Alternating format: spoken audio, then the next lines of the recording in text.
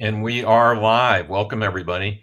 And I'm joined by my longtime friend, colleague, and co-author, Jesus. And just based on traffic on LinkedIn, I have a feeling that a number of you joining know us both from the SPSS community. So always extremely curious to find out who's out there. So please just throw your name in the chat with where you're coming in from. Again, I expect there will be some names that we recognize. So Jesus and I were just chatting, and I think this is book number 6 for me. And Jesus, I'm already working on the 7th one. I had books overlap again, which I don't recommend to anyone. You're up to like 8. We've done most of those together. What was it about? Here it is.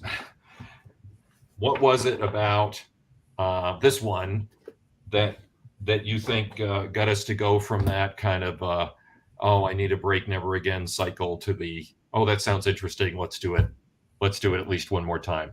What caused you to go around and around on that one and take on the workbook? What was intriguing for you?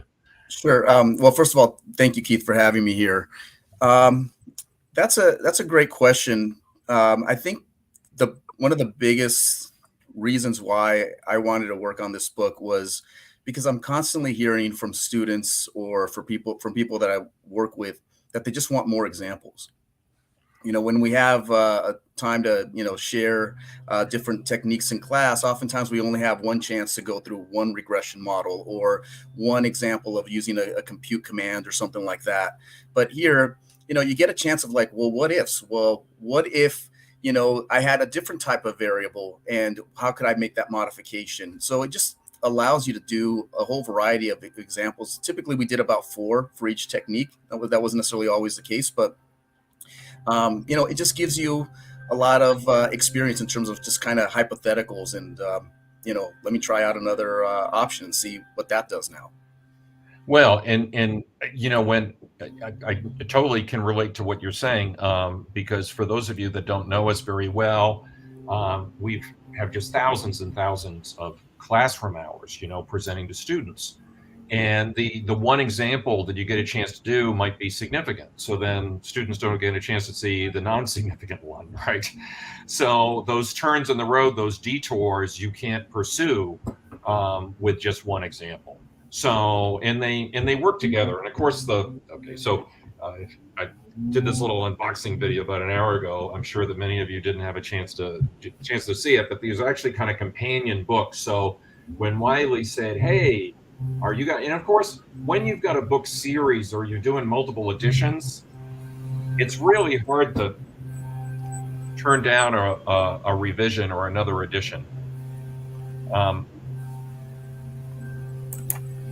I'm getting a little bit of feedback, but I don't know if that's working its way into live. I don't know where it's coming from. I'm not hearing anything on my end. Okay, could be just me. So anyway, I want to get back to how the books work together and what the invitation from Wiley was like and why we were enthusiastic to do this. But I want to greet some folks. A number of the folks that register we knew from the SPSS days, but a lot of folks are joining that are new to us, which I'm super excited about. So I'm pleased that I'm quite anxious to find out what kinds of things you want to know about what we cover in the book and how you're using SPSS as well. So I want to greet Daniel is joining us from Colombia, and we've got Brittany joining from Vancouver, Mariana joining from California, Ananya from India, William from GM. I'm guessing, William, that's the company, not a place. Welcome, William. Tony joining from Georgia, a bunch of folks. So please tell us, we're going out, by the way, to LinkedIn, YouTube, and Twitter. Most people know me from LinkedIn, but when you send your questions, after a few seconds, they work their way to us. So how are you using SPSS, and what aspect of the book would you like us to talk about? Would love to see that in the comments. So again, It's kind of an interesting story that not everybody's heard, probably, Jesus, about how we were invited to do the third edition, right? Because, okay, so again, I sometimes get confused myself. I mean, the fact that we have to pause and go, wow, is it 6 books or 8 books? The reason is when you're doing editions and so on, it's more complicated than you would think. When a book is doing well, you're invited to keep up with it. And that's an invitation you never want to turn down. One, because you want to support the book. Two, doing a revision is very different than a new book. But if you've never done a revision, it's more work than you think it's going to be. Okay. So it's like you when you get the invitation, you don't think it's like a whole new book, but it's like a whole new book. And anyone that I've talked to that's done a revision feels the same way. Certainly that was our experience. So this is SPSS For Dummies 4th edition, but maybe Jesus, you could tell a little bit of the story and I'll add some of my own flavor to that. How did we get the invite to do the 3rd edition, and how did it come to be that we did the 3rd edition but not the 1st or 2nd? Sure. Well, Arthur, he wrote the 1st and the 2nd edition. Unfortunately, he passed away before he was able to write the 3rd. And so I don't remember how exactly we were introduced to Wiley. I don't know if you remember that part, Keith. I'm not sure either. Oh, well, which one came first, if you can remember? Was it the For Dummies book or the book that we did for Wiley? And some of you might not know, For Dummies is owned by Wiley, so it's all the same corporate parent. In fact, Jesus, you work for Wiley at the moment. I do. I work for Wiley full time. Yeah, it might be interesting to talk for a few minutes for the role that you do, because it's not really specifically a publishing role. You're not like an editor, they are. So it'll be actually interesting, because I think your role sometimes involves SPSS. So we'll want to talk about that too. But I think that we got the recommendation for the Wiley book through Dean Abbott. Okay. Because he wrote a well-received book for them, and they wanted him to do another topic, and he wasn't at the right point in that I need a break from writing, I'm excited to write again cycle that we all go through as authors. So also, I think the topic was a better fit for us. Anyway, it ended up in our lap. And then almost at exactly the same time, we get the invite to do For Dummies. And there was this big struggle about which book should be written first. And I'm sure you have memories of that time. That's really, really tough to do. It was very tough because they're completely different. And also there was a time crunch when we were writing the 3rd edition. So we had to write it actually very quickly. Yeah. And we weren't able to make all the changes that we really wanted to make. So the 4th edition really became the book that we wanted to write as the 3rd edition. I love the 4th edition, what we did. I thought we added a lot of important topics that hadn't really been there. We just expanded the options of what we covered and things like that. A lot more in terms of statistical analysis and data manipulation and those kinds of things, and even graphs as well. I mean, I think the 4th edition was a huge improvement over the 3rd. And it was having that extra time to be able to do that, which really allowed for that to happen. Yeah, well, I agree with you on all counts. And because we felt that by the time we got to the 4th edition, that it was really, truly our book and was truly up to date, that's why we just couldn't turn Wiley down when they mentioned the workbook. I mean, neither of us really knew what a For Dummies workbook was, but when they sent us samples from other authors working in other areas, like they sent me calculus workbook for dummies and statistics workbook for dummies, in other words, the stats theory thing, I said, wow, this is perfect, because this is stuff that wouldn't fit. And I don't know if folks always appreciate the page limit aspect of writing, because Arthur seems like, we never met him, but he seems like a really interesting and charming guy. He spent his career in Washington, D.C. I think was even a COBOL programmer at one point in his career. SPSS was one of the skills that he knew. And he had kind of like a whole second life that I was a little jealous of. We both like rural areas and mountains and so on. He retired to Alaska, and that's when he started becoming a technical writer. And I think he wrote like 20 books during that time. It was really amazing. But the second edition was already, I think, 5 years old when we got it, and we had the time crunch. So we really felt with the fourth edition that we had made it our own. And then the workbook is basically focused on practice as a companion to the fourth edition. So I want to greet Mike from the UK. Always enjoy seeing you in the comments, Mike, and thanks for the kind words. And Jesus, we have a specific stats-related question, so I want to draw your attention to it, and then maybe you could take a stab at this. Oh my gosh, the General Social Survey, our old friend. So Tony is asking about, can you see it there, about behavioral risk factor surveillance. Okay. Ooh. Oh, that's interesting. Well, go ahead and take a respond to that if you could, and then we'll talk about it. Sure. I mean, we're both familiar with the General Social Survey. It's one that we've used quite a few times. And in terms of sample weights, I don't know if do the weights already come with that data set, or is that something that you have to create? Because oftentimes, if you have to create them, you basically are comparing the sample that you have to the population on whatever criteria you deem to be important. It might be gender, it might be education, it might be race, depending on what it is.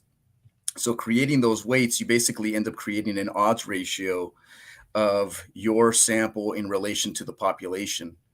And yeah. Jesus, Tony just confirmed that she has the weights. Okay, perfect. They're actually in there. So this is a really cool question, actually, because since the books start with the basics, we don't get to something like weights in the books, but we can actually try to answer that right now, right? Sure.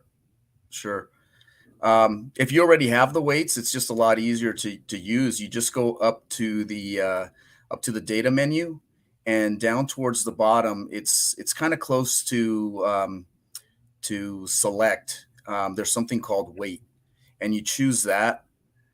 And then once you're in the weight dialog box, there'll be an option to click on weight, and then you put the variable that is the weight variable. And so what that basically does is, let's say, for example, you have in your sample, you have too many, let's just say you're weighing your data based on gender and race or something like that. Let's say that you have too many white males in the sample.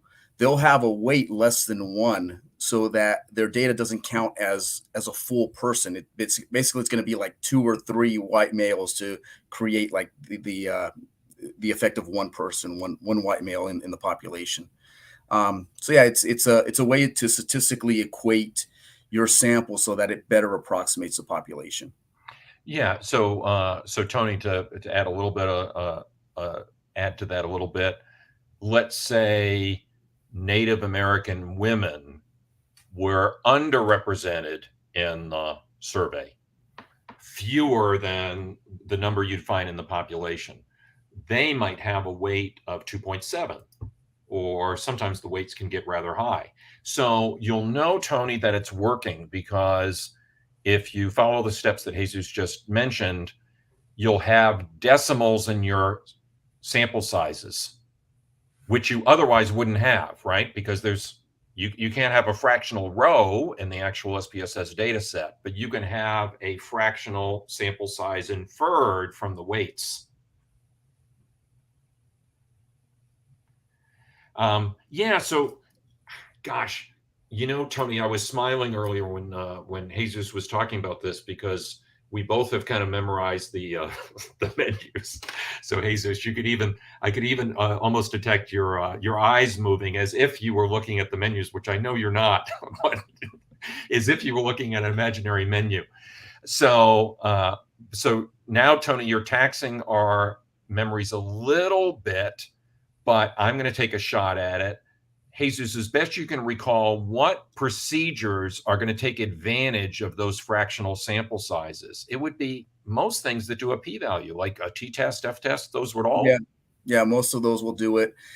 There's also, if you have the complex sample add-on, everything in there is going to take that into account, and it does a really good job than other aspects of SPSS. So if you have, for example, the option to do a t-test regular through SPSS, but if you do it through complex samples, once you've added in the weight, it actually takes that into account even better. You know, Jesus, that reminds me of something that's fun to talk about. So in the books, how many of you is there anyone in the audience, I'm just curious, that already is aware of or maybe read SPSS For Dummies 4th edition? I mean, chances are most of you don't have the workbook yet because it's officially out in print today. It's been out in Kindle for, a couple of weeks. But have any of you seen SPSS For Dummies? So what we could call the blue book, right? Which is still absolutely up to date, as we were saying. But the reason I mention this is, again, Tony, thank you for your follow-on question, because you're headed in the same direction I was. One of the things that we chose to include in SPSS For Dummies is a discussion of the add-on modules. We don't do a ton of examples with them because not everybody has them, but all For Dummies books have what they call a part of 10s, which is like a top 10 list. And I think there is something like a dozen add-on modules, or maybe like 14 or something. So there was, John Peck, a very good friend of ours, is saying there's much more to say about weighting, and there absolutely is, John. Do you have a link, John, that you want to recommend? Because we probably won't get deeper into weighting verbally, especially since some visual content would probably be helpful there. Oh yeah, and thanks Megan. Megan is helping us with the live today, and has put some links in the comments that you should all be able to see, both, for both books. But back to the part of 10s, right? So we did a top 10. In fact, I remember that our editor was saying, can you do a top 10 with 14 items? And we decided that we could. So we do a paragraph on each of the modules. So in that top 10 list, we explain as best we can with cross-referencing what complex samples does and what menus it supports. We want to greet Marinella as well. Thank you for your comment, Marinella. When talking about, Clementine version 7 and 8. Okay, so we go back to those days too. What's your first Clementine version, Jesus? I think I go back to 6. I may have beaten you to the punch on the Clementine. I think that's probably, I was probably playing around with Clementine 6 when you were around the time that you were in grad school or something. Yeah, I can't remember what was the first version that I used. Yeah. So Marinella, if we love, I in particular love reminiscing about Clementine. If you wanted to follow up, Marinella, I'm not sure if that was. It seems like more a comment than a question, but certainly we'll answer the question if you want to follow up. And John, I agree with you 100%. So John's comment. Now, John has been an SPSSer for decades, longer than either of us. John, I'm going to describe you as semi-retired, if that's okay. I mean, I know that you may sometimes describe yourself as fully retired, but you're super, super active in the SPSS community, and we appreciate it because all that knowledge. Yeah. Oh, SPSS version 7. Oh gosh, Marinella, you're taxing our memories a little bit. We go back a bunch of versions, but we did the book like in 28 and 29, and I used to be better at remembering what was added in what version, but as I get older, it's all getting fuzzy.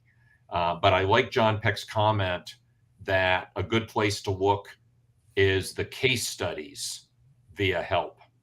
I'd like to think, Jesus, I see if you agree with me, that that's what the workbook is kind of like. It's more like a case studies than, like in help, there'll be the standard, here's how you do it. Here's the one way, one standard way that you do it. And that's really what the For Dummies book is for. Whereas the workbook is more like something like the case studies in help. It's not exactly analogous, but would you say there's a similarity there? Yeah, definitely. I mean, the case studies, they're extremely useful. I love them. I certainly encourage people to use them, especially if you want to get a chance to look at a technique for the very first time. You do get a nice outline in terms of what the output looks like, what the dialog boxes look like, things like that, where you might place certain variables. But what I like about the workbook that we have is that it's not just one example; it's several examples. So you get a chance to practice quite a bit. Yeah, I think I'm going to take a stab at giving some general advice about when to go to the SPSS resources and when to consider the two books, and then maybe you could do the same, right? So I think if you want to know what do I click on to perform an ANOVA, I think we both agree that the SPSS help is really good. In fact, we actually have a chapter on where to go for what kind of help in SPSS for Dummies. Because one of the things we do is we don't assume that you've even installed it if you buy the Blue Book, right? It could be that you've arrived in a university setting, you've never used SPSS before. You want to try to figure out what version do I need, what modules do I need, how do I get this all set up? Like we spend time on edit options, menus, and all that kind of stuff in here. That's where you want to go for that. The other time that you might want to go to the Blue Book is if you're following the instructions and it says something like, maybe you're doing something like a t-test, right? And it says, oh, if you pass the assumptions check, then read this p-value. And if you fail the assumptions check, consider a non-parametric test to go somewhere else. And you just feel a little disoriented because you don't really kind of have the big picture, like about the theory, like what the heck is a non-parametric test? In other words, maybe you're encountering some terminology that you're not familiar with. That's, I think, when the Blue Book is the way to go, right? Because it's more the walkthrough of what does everything mean. If, on the other hand, you do all that, you successfully produce some output, maybe you try one of the case studies as John just recommended, and you say, wow, my example is a little bit different than the case study example. That's, I think, when you want to go to the workbook, or you simply want to try a bunch of them because maybe you're preparing for an exam. In fact, maybe even you're preparing for SPSS certification, right? We have a section in the purple book. I keep on holding them up, but just so you know which one I'm talking about. You might go to the workbook because the example's a little bit different, so you want to see multiple examples, or you just want that reinforcement, or again, maybe you're prepping for something like the SPSS certification test. What's your 2 cents on all of that? Yeah, I completely agree with you, Keith. I think I would go with the Blue Book, the For Dummies book. If you want to learn a little bit more about the theory, about some of the different techniques that we cover, t-tests, ANOVA, those kinds of things, that's going to be mentioned a little bit more than what you have in the help or in the workbook for sure. The workbook is just great for a lot of examples. Oftentimes we get to see one example in a book or in a class, and you might, like you mentioned earlier, you might find out that something is statistically significant. Well, here we have some examples that are significant, some that are not. So you can see kind of like how that looks a little different, how you might write up your results a little different, and those kinds of things. So that's probably where I would go with the workbook. And again, as just practice for the certification exam, the workbook I think is a really good way to go. Yeah, so something like I'm not even sure what this p-value means, right? Or which column to look at my SPSS output. That's the 4th edition. That's the Blue Book. But if it's something like I want to get really good, I want to get really rehearsed at doing SPSS graphing, that's the workbook. In fact, you wrote that section. How many graphs do you think? 30, 40? there's probably something around there. There were a Yeah, lot made of a bunch, right? Whereas you would get one each in the first book, and it's going to be focused on, here's the settings and here are the steps, but it's not going to be that kind of practice kind of a thing. In fact, we actually have one thing about For Dummies workbooks is that for certain questions, about half of the questions probably, there's a blank space under the question, because the question could be something like,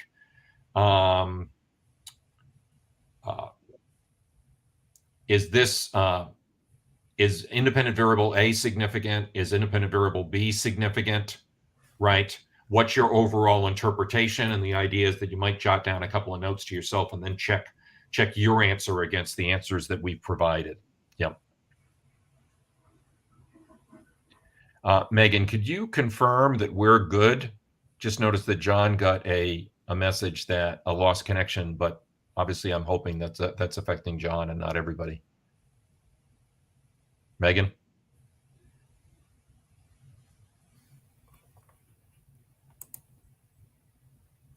Okay.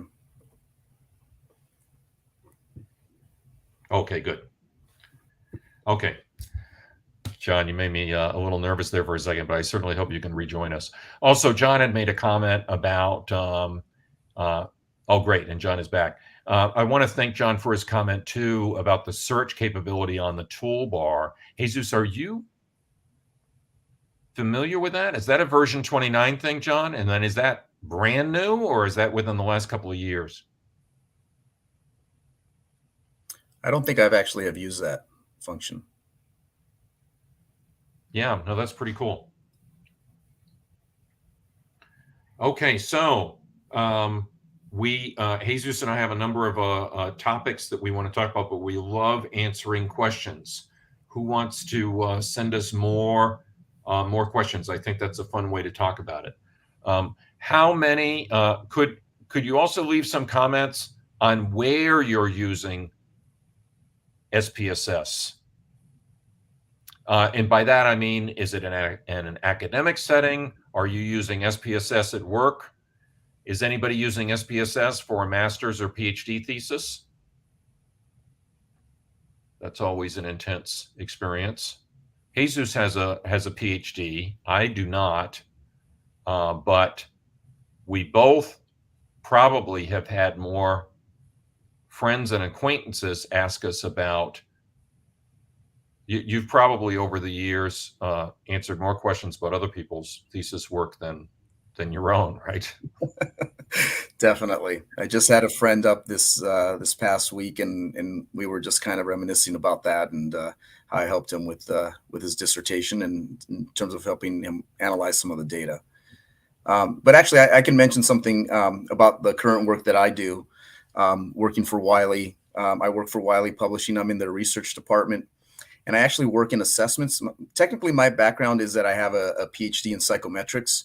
So, developing assessments and working on assessments and that kind of thing, reliability, validity, that's kind of the area where I have my specialty.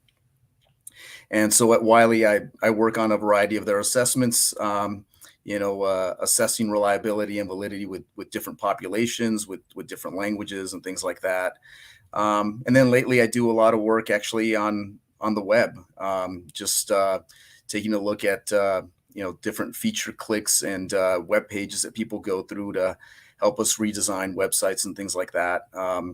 I do a lot of different cluster analyses to look at create different personas in terms of different types of customers that we have and those kinds of things. And I use SPSS for all of this. I also use SPSS in some teaching that I do at UC Irvine in their data science program. So that's fun as well. Oh, I'm So glad you mentioned that, because we should spend a few minutes just on UC Irvine. But let's continue talking about Wiley for just a moment. So just let me make a general observation. I just think it's a lot of fun that Wiley is a publisher, right? And I mean, it seems very kind of meta, I guess is the way to say it. You work for a publisher. You actually were writing for them along with me before that. But what Wiley does, they make books. But what's interesting about this is you actually do SPSS for Wiley it's not really directly related to publishing, but in the publishing you do with Wiley is in your spare time. You know, That it's is an extra just job. kind of interesting how that works out. I also want to mention a couple of the comments that we got in response to my question. So our guess that corporate statisticians are maybe doing more R and stuff these days, but academia, SPSS is still very, very much present, seems to be reinforced. Now, granted, we have a biased audience because we're talking about SPSS today, so we're all SPSSers presumably, but I've sensed over the last few years that the folks that are most active in SPSS are the academics. And I was just reading that it's still overwhelmingly the most common place that people will do their published work in the social sciences and these kinds of areas. So we've got someone working with clinical data, somebody in academic setting with doing their master's work, and then Marinella also mentioning in reinforcement of John's comment that the case studies have been very useful. Yeah, I mean the case studies are really one of the great features that SPSS has had over the years. One feature that I always liked that I think is gone, Jesus, and maybe even John, you can confirm this, is remember there was the you would right click on an image on it could be like the regression coefficients, and it would kind of create this wizard environment where you'd have a red box around what all the columns meant, right? And I used to think that was fabulous. I don't remember what it is, what it's called. I think it was called What's This? Oh yeah, the What's This? Anyway, I thought it was great. I would like to think that some of what we've done in the books is similar to that. I mean, we often will talk about like every number and what it means and so on, particularly in the blue book. But yeah, for whatever reason, that was discontinued. So that's kind of sad that that's gone. But the case studies live on, and they're really powerful. And I agree with John and Marinella that not only are they powerful, but not everybody even knows that they're there. So please seek out the case studies. Again, give us your questions, but let's talk about UC Irvine because that's interesting. And both of us are quite active in our use of SPSS in that setting. You a bit more with SPSS Statistics and me a bit more with SPSS Modeler. So maybe you could talk a little bit about those courses. How recently did you have a cohort go through one of those? I'm actually currently teaching a course right now at UC Irvine. It's Practical Math and Statistics for Data Science. That's what it's called. And I teach that 2 or 3 times a year. I used to teach it actually up to 6 times a year. But the full-time job at Wiley does not allow me to to teach that much anymore. So yeah, that's the course that I teach the most often. On occasion, I've taught I think it's called predictive modeling or something like that in data science. So that's happened a few times as well, but I don't get a chance to teach that one as often. I just want to comment that John says that What's This is still there. I haven't checked it out lately, but that may work its way into a part of 10s, John. We might have to have a top 10 on features you haven't heard of. And maybe What's This? Oh, actually, in the section on how to get help, I wonder if anyway, it's a cool thing. So if you're an SPSSer, as I assume most of you are, seek out the What's This, but it's not available for every Oh, and Tony's commented a little bit about the work that they do. That sounds very interesting, Tony, using yeah, Tony, I agree with you. When folks are first learning stats, they'll associate difficulty with pretty much everything related to stats because it can be a difficult topic. But SPSS, I think we all agree, is the easiest way to generate your stats results that you can imagine, which it's not just about being easy. It's about if that's easy, you can focus on your research, right? Which is, I think, really really important. And by the way, if folks have ever been intrigued with other options like coding, like SPSS syntax and stuff, we always try to introduce a gentle introduction to that, which we do a gentle introduction in the blue book, and then I offer up some practice examples in the purple book, the workbook. But I want to continue to talk a little bit about UC Irvine. Jesus, could you explain a little bit about the programs that the students have been in? And I'm familiar enough with it to know that there might be more than one, but a little bit about where they're headed in those programs. I think they tend to be more certificate programs than degree programs, right? If you could comment a little bit about that and how your course fits in, because that in and of itself is kind of an interesting story. It almost ties in with some of the comments about SPSS being easy to use and stats being a topic that's new to some folks. Yeah, I mean, I don't remember the exact details, but there are, I believe, 2 or 3 certificates that you can get in data science at UC Irvine, and the practical math and statistics course. It's either it's a requirement for some of those certificates, and for others, it's a precursor. But anyway, it ends up being a pretty popular course just about every quarter. And actually, somebody mentioned, how easy SPSS is to use. That's actually the reason that I use it in the class. I do not discourage people from using other software. If you're already familiar with R or SAS or whatever, Python, whatever it happens to be, I encourage students to use that. I use SPSS because I think it's the easiest program to learn. So if you're trying to learn about ANOVA, why are you going to get stuck focusing on the code? I just actually want you to learn the theory. I want you to get the practice. So I find SPSS kind of eliminates a lot of that extra stuff that, sometimes makes it a little difficult to learn some of these techniques. That's a really powerful point, because I do the same with my teaching for UCI and, and the homework and stuff. So it sounds like if someone wants to turn in their ANOVA homework with R, no problem, right? That's fine. In other words, you're not just saying it's okay to use it generally speaking. They can use it right there in the class, because that way you can do a lecture on ANOVA and not spend 45 minutes out of 55 minutes on the process of generating the output. You can be talking about the actual ANOVA.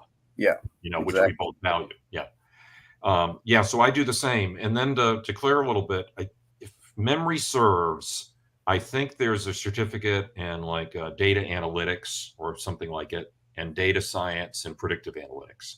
So, the folks that are doing, let's say, the data science, at some point, they're probably going to be working in Python. But the course they're taking with you is in many cases, the first course they take, because they're presented with something like, if you're not 100% confident in your stats, you're going to need it later. Here's the prerequisite course that you can take. And that's, I think, why it's so popular, because it's a feeder course into all of these programs.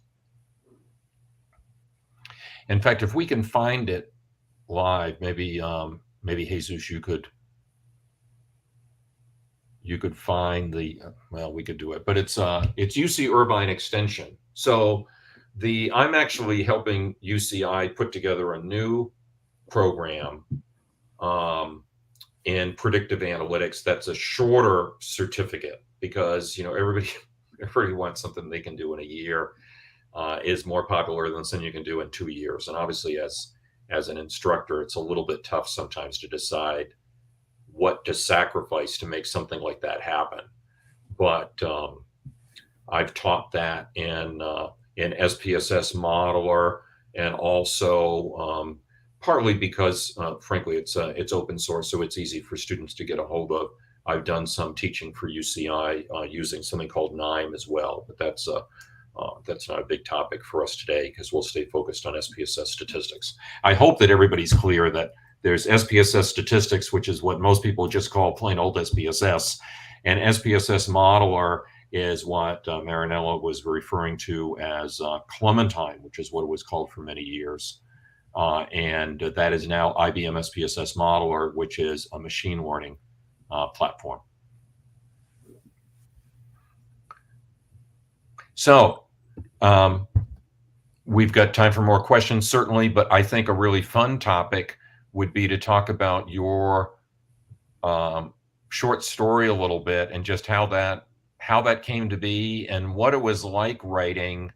I think this last round, there were days after like a long day of work or flying on a plane or whatever, as I often do, that's like, oh my gosh, how am I going to get this? How am I going to get this chapter done? But then next thing you know, when did you write it, by the way? Did you write it after we finished the workbook? I was actually writing it around the same time, this short story. And it's the writing style is completely different, writing a short story compared to writing a For Dummies book or a book on statistics in general. When I focus on writing a statistics book, obviously we have our outline that we turn in months ahead of time, so we know the general topics. But then the way I focus on each chapter in a stats book is I know what the general topic's going to be for that chapter. I then look for a data set that's really going to illustrate my points, and I start really from the data. And I do all the almost it's almost like you're in a factory and you're just part of an assembly line. I get my data, I get the screenshots, then I describe what's happening in the screenshots, whether it's the output, whether it's how you get to those particular pages and so forth. And then I write the introduction after that. So it's almost kind of reverse engineering everything, and then all of a sudden it just sort of comes together. And some chapters are just really easy to write. I mean, they just kind of flow and it's really no effort. And other ones, you're just kind of really pushing it to try to get something out that makes sense. Whereas a short story was very different. This was something that was kind of my COVID project. And I started off with just kind of like the general idea of what I wanted the story to be. And then it just sort of expanded because I would see that, okay, well, there's a gap here. So how do I explain that? And right now, this story is a little too linear. Let me add in something else that's going to make it a little bit more interesting and just kind of throw people off a little bit. Yeah, I mean, it was not that I don't focus on the language when I'm writing a statistics book, but with the short story, it was like I went through every single line so many different times to just get the right wording. And sometimes some things that I wrote maybe are a little too subtle, and people may miss it, on a first read or something like that. But it was very exciting and very rewarding. I want to acknowledge and get to Mike's question in a moment, but first, you mentioned that there was a bit of magical realism influence. I just think that's a fun thing to talk about. Do you want to elaborate on that just a little bit? I'm not a huge reader, but when I do read something, it tends to be kind of magical realism oriented. I like the idea of, there's reality, but magical realism just kind of expands that realm of reality or possibilities. And I just like that. Do you have an absolute favorite? Or are you thinking more like Borges, or do you have a favorite short story or a favorite magical realism novel? I don't necessarily have a favorite. It's, whatever I happen to read at the time, I just find it interesting. I like to see that creativity, but without taking it to creating a whole different world. It's basically just regular life, and then a couple of extra things happen that wouldn't really happen in real life, and I kind of like that. Yeah, I haven't explored that genre too much. The reason that I have a little bit of a familiarity with it, it's a favorite of my best friends who's we know in common because we've helped out with one of the books. Yeah, but it's interesting stuff. Yeah, so I want to acknowledge Mike's question, and so Mike is asking how we choose about the topics, and Jesus, you got very, very close to talking about this when you were saying sometimes it's easy and sometimes it's hard to get it out. As I was listening to you, I was imagining if I was somebody in the audience that it's because we've run out of things to say, but I know that that's not why. Right? The problem is that, and this is Mike, your question gets to the heart of this, right? There's page counts. And more often than not, we would love to have another 100 pages, but we don't. And that's what makes it hard, right? So your question really gets to the heart of that, because you say there's so much we could talk about. So how do we choose it, right? So what makes it hard to get the chapter out is that there's all this metacognition going on. Do I really need to show the before image and the after image? Because if I show both, I've lost a page to images, and now I've lost prose. And if I've lost prose, it's going to be harder to explain clearly. And to your point about fiction and nonfiction, I'm a big New Yorker fan, the magazine. Yeah. And the writing in the New Yorker, as beautiful as I think it is, would never get past our editor. Because there are certain things that when we're writing particularly fiction, that we might do passive voice or do different things, or even have a sentence with one word in it or that kind of stuff. But that doesn't work for something that's procedural, because you got to be very active voice and you have to be very clear. So you might think, oh, maybe I can get away with leaving one step out. And you're doing it because of space. But then interacting with your editor, maybe that step has to be added for greater clarity. Now you've got a page return. Now your image gets kicked to another page. And whether it lands on an even page or an odd page, Mike, actually makes more difference than you might anticipate. Actually, you might be quite aware of this. But now you've got this problem, because the chapters always begin on the right. They never begin on the left. Next thing you know, you got a real issue. So one of the things that we learned about that I don't remember ever hearing about before was this whole 16-page thing. What was it called again? What's a unit of 16 pages? It was, someone's going to know what it is. There's YouTube videos about it. I can't remember the word. Big publishing houses like Wiley print these big sheets. They're like the size of a big road map. Like when you get one of those big AAA maps and you have a hard time folding it back up, picture something big like that would fit a dining room table. That gets folded up into 16 pages.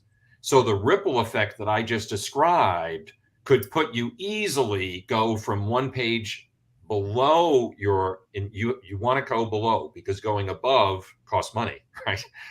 You could be one page below your target, and then suddenly you're 16 pages over, because you can't just add one page. You have to add in increments of 16. So with that kind of crazy context that people are probably not familiar with, Jesus, what's your 2 cents on how we decided what could fit?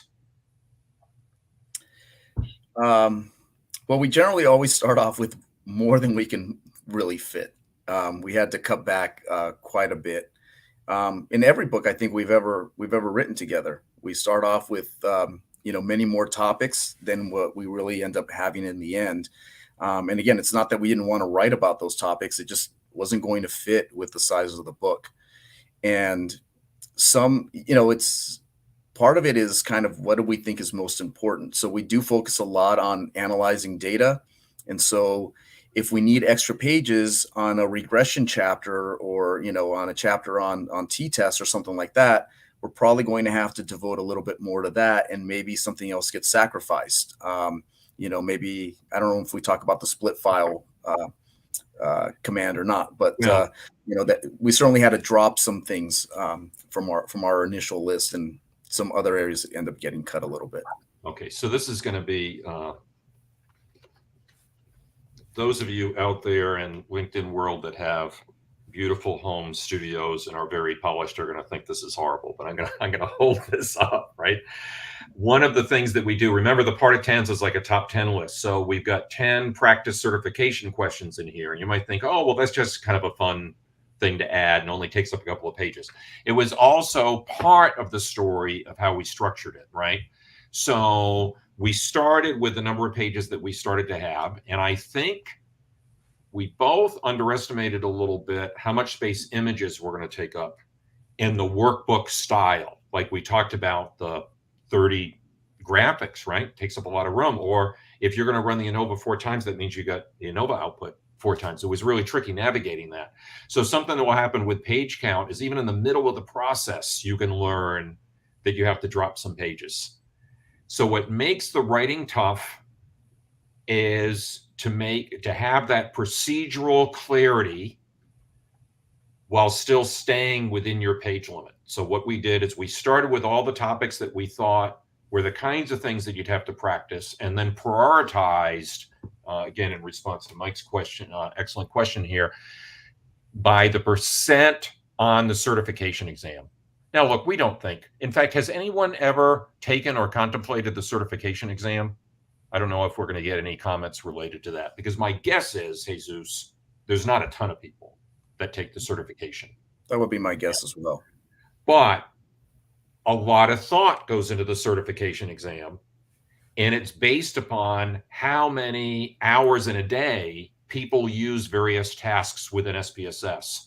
So since that's public record, and the percent on topic X and the percent on top Y is right there on the IBM website, we use that to see if it's not so much page count, it's kind of related to that. It's more like how many examples or how much attention or practice we give, using that as a rough practice, a rough estimate of kind of how to slice up the pie. And then if it's mostly theory, and you either know it or you don't, then that tends to go in the blue book. And if it's practice, that tends to go in the purple book. So you start with what's emphasized in the exam, and then you route it to those two different locations. So we really recommend getting the two books as a pair. Please don't think of the purple book as being an updated version of the blue book. They're really designed to be sibling books. And if the books do well, and with all of your hope, the purple book will do well, then we'll try to navigate with Wiley how to do the updates, because we've already decided we don't want to update them both at the same moment, but we probably want to update them both in the same year to keep them in the same version. Yeah, and thanks for your follow-up comment, Mike. I agree. It's what's tricky about it isn't what you think is going to be tricky about it. For the folks out there that haven't attempted writing, might think, oh wow, how are we gonna know enough to write? You'd be surprised how easily you can fill 300 pages. It's more accomplishing the mission while still walking the tightrope, as Mike put it. And one thing I just want to add is I find that breaking things up into sections just makes writing a lot easier. If you think, oh, I have to write this whole book, or I have to write this whole chapter, that's pretty daunting, and it's hard to it's a little overwhelming. But if you break it down into, if it's a technical book, okay, here's the output, let me explain this, and how did I even create the output, let me explain that, and what are the options, let me explain that, and now let me give you a story of how to bring that all together, and and then all of a sudden the next thing you know is you've written either a chapter or at least a particular procedure that you're discussing. So I think breaking things up into small pieces ends up making it much more doable. Yeah, in fact, I think it will be interesting, because this will be helpful to those of you that maybe don't have either book. And one of the things that you're curious about as you listen to us is if this book is going to fit your needs. So I want to talk a little bit about what we cover. So since the workbook is about practice, we've got a section about getting stuff in and out of SPSS, which includes importing and exporting and so on. But there's certainly some tips and tricks to that. But there's also a lot of, kind of either you know it or you don't kind of a thing. There's not quite, that's not a huge topic for someone that's versed in SPSS. Usually people figure that out. So that's just the first 20 pages or so. But then we have quite a big section that we call messing around with data in SPSS, but that gets into transformation and compute, because that gets into the functions and all kinds of stuff like that. And next thing you know, we're spending 60 pages on that, 50, 60 pages, right? Because that's where you need a lot of practice, because there's a gazillion functions. So to Mike's point, if we wanted to do a book on just functions, you wouldn't run out of functions. But part of our job is, and thankfully we've got a lot of classroom hours under our belt, part of our job is to say, what's the most bang for your buck? So you're always navigating this 80-20 rule, you know, which 50 pages of practice on using formulas in SPSS is going to get you 80% of what you need to know, right? Then we've got a section on analyzing data. So now we've got images that, you know, we have to provide to the reader, and then we have to explain what those images mean and what all the numbers mean. And to your point earlier, Jesus, we want to give them a bunch of examples, not just one or two ANOVAs, but 3 or 4, right? So that is a third of the book. T-test, F-test, all that kind of stuff. Practice, practice, practice, right? Because, again, Mike's point, how do you decide what fits? Some sections are longer because you've got the procedure, you generate the output, then you have to explain the output, then you invite the reader to generate output of their own and ask them questions about it, right? So that takes up a lot of space. That's a third of the book right there. Then we've got producing and editing output, which actually can get surprisingly tricky, but it's not one of the really huge sections. And then I kept syntax to just a few pages, but I was actually able to squeeze quite a bit of information into 10 pages. Why? Because we don't have a lot of images when we do syntax, right? And then we've got the part of tens. So I think we both agree that practice with generating and interpreting stats was really our priority in the Purple Book, which I think is consistent with the kind of comments we've got. Whereas if you've never set it up before and you don't know how to get your pivot tables to be the right font size or whatever, that's this one. But the practicing, practice, charts after chart, T-test after T-test, F-test after F-test, that's this one. So I hope that helps everybody picture what's going on. So we have time for one more question and we're going to wrap up. And if you've caught this in the middle, then don't worry, because as soon as we finish, it's in my LinkedIn feed using the same link that you used to join us just now. You'll be able to see it from the beginning when we finish.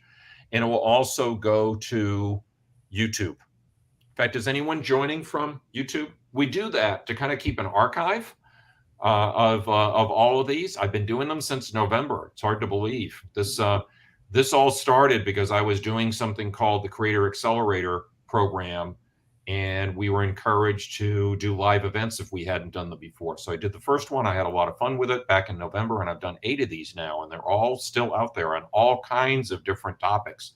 I did one just last week on causal inference. That was interesting stuff. All righty. Closing thoughts. Jesus, what's you've done the short story this year, you've done the workbook. What do you think is on what's in your authoring future? I don't know.